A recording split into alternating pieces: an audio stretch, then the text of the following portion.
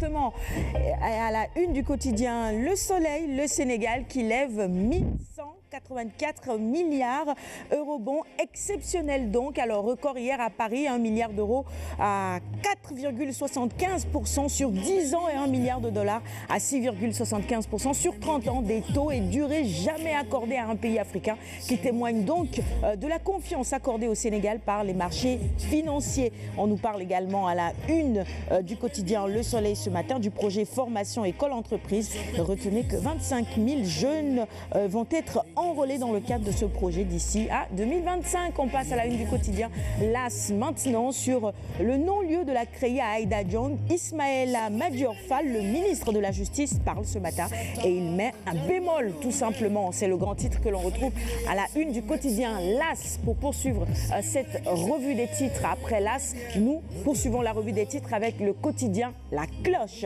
À la une, absence de résultats, interrogation sur son utilité et son avenir, la CREI à l'article de la mort.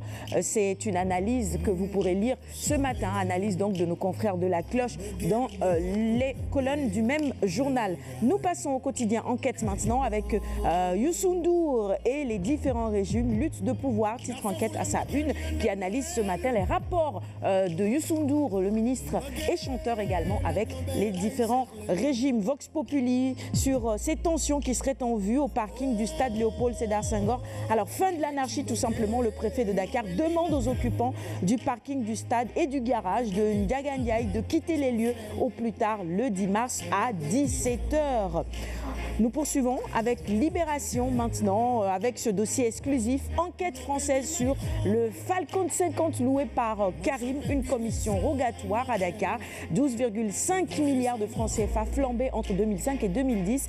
Et puis l'information judiciaire a été ouverte depuis plus de 3 ans. Source A, à sa une, la photo d'Idrissa Seck, le discours d'Idrissa Seck à l'Assemblée générale du réseau libéral africain, la grande Dupri, titre Source A à sa une. Ce matin, Dakar Times, sur une toute autre actualité, la découverte de gaz et de pétrole entre le Sénégal et la Mauritanie, une affaire plus grosse que les deux pays, vous le voyez. Nos confrères nous proposent ce matin à leur une la photo tout simplement de la carte du Sénégal, en tout cas une partie, en nous précisant justement là où on a retrouvé du gaz et du pétrole. On poursuit maintenant avec Zoom Info et cette grave crise de l'éducation en Afrique.